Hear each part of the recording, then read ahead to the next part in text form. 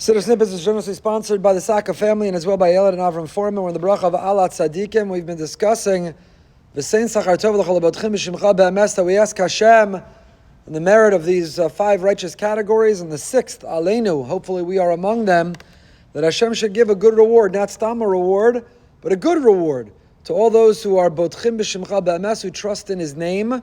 We spoke about why it is His name, not trusting in Him, but trusting in His name is the way we know Him, how He manifests Himself, how He demonstrates Himself in this world. And it has to be a bitachon that is be'emes, not counterfeit, not sheker, not fraudulent, but genuine, authentic, be'emes, a bitachon that is be'emes. So we've mentioned what is bitachon.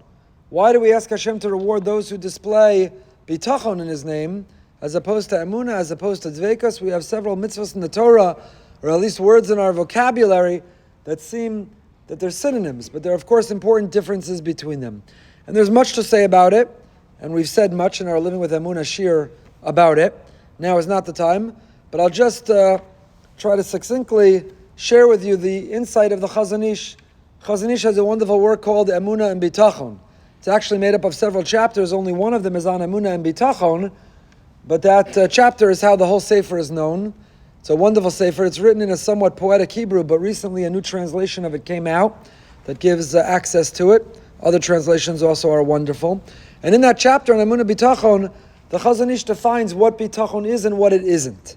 Many mistakenly think, you know what Bitachon is? Bitachon is, I have faith, Hashem will make something work out the way I want it to. I have faith it'll work out, I'll make this flight, I'll make it work out, I'll make this business deal, I'll get this job, I'll marry that girl, I'll have that child. I have faith that Hashem will bring about the result that I want, that I crave. They think that's bitachon, but that's not bitachon, says the Chazon Ish. Such an attitude and approach is faith in yourself. It is not submission and surrender to the Ribono Shel Olam. It means that you want what you want based on the way you interpret the world, and then you think that Hashem is just another thing on your checklist. Meet with the shadchan, you go to work, you go to the doctor, you do the things you have to do. Oh yeah, I also daven because I have bitachon that if I do the things I need to do, Hashem will make things work out the way I want them to work out. But that's not bitachon. Bitachon, says the Chazon Ish, is that whatever happens, it comes from Hashem. Bitachon means I'm going to put in my initiative, I'm going to take my effort, I'm going to work as hard as I can for what I think is the right thing. And I'm going to ask Hashem, I'm going to beg Hashem, I'm going to plead with Hashem. But ultimately, however it works out, whether it's the way I want or not, I recognize and I accept that everything is from Hashem. That's bitachon, says the Chazon Ish. Not that things will work out the way I want. That in fact doesn't even involve Hashem. It's a relationship with yourself. Bitachon means that even though I want it to work out a certain way and will work towards it and will ask for it, if it doesn't, however it does work out, kol man da'avid rachman al tav avid, everything Hashem does, even when it's painful, pleasurable or painful, it's all from Hashem. That's bitachon. Emunah, he says, emunah is knowledge that Hashem is the creator of the universe. Emunah is a statement of facts. Hashem designed, He created the universe. Bitachon is, what relationship do I have with the creator? And now you understand, what does it mean? Chalabotchem b'shimcha be'emes. A lot of people walk around and claim to practice bitachon, but it's counterfeit.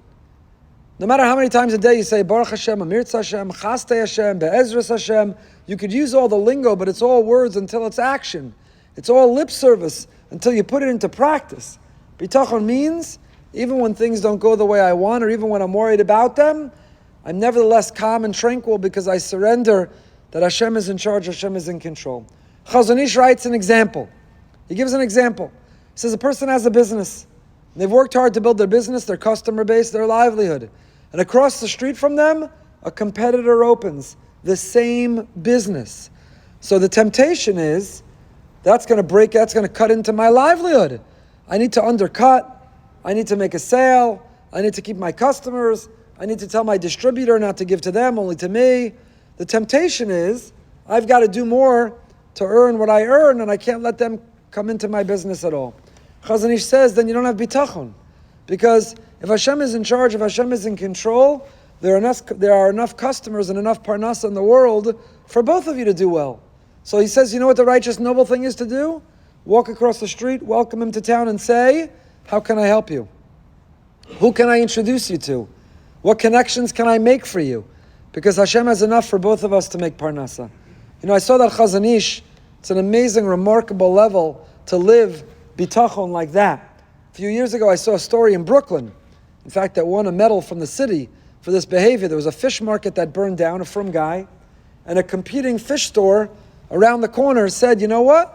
Why don't you set up shop in my fish store until your store can open again? You'd think he'd be thrilled. My competitor's store burned down. I'm going to corner the market. I'll get the monopoly. Instead, he reached out to that competitor and said, why don't you operate your fish store from within my fish store until you can be open again? That's the Chazon Ish. Without giving too many details, I don't have permission. Just a few weeks ago, I heard about it locally too. There's a local business that's the only of that type of business. Someone else is opening a similar business.